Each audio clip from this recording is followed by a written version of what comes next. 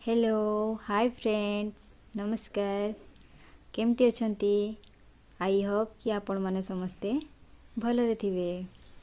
तो चलतु ये पवित्र पंचकरे मो मो निज शैली रे किछि मुरुज तैयारी करिछि आपण मानक सहित शेयर करिछि। घरे जो रंग ये अभिर थिला बड़ी थिला रंगोलीर होलीर तो सेथिरे मु किछि बाली को चलै रखिथिली आउ सेथिरे ए रंगोली को मु गोळै दउछि।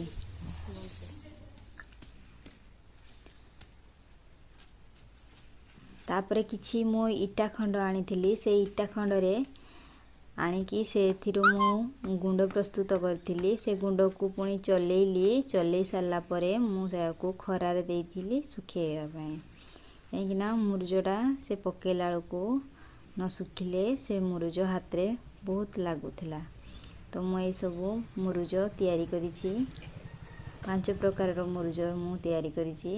व्हाइट होछि सेटा मु चूना देइछि चूना सहित मु बाली को मिक्स करिकि आउ करिछि आउ सबुतिरे मु रंगोली को मिसैछि।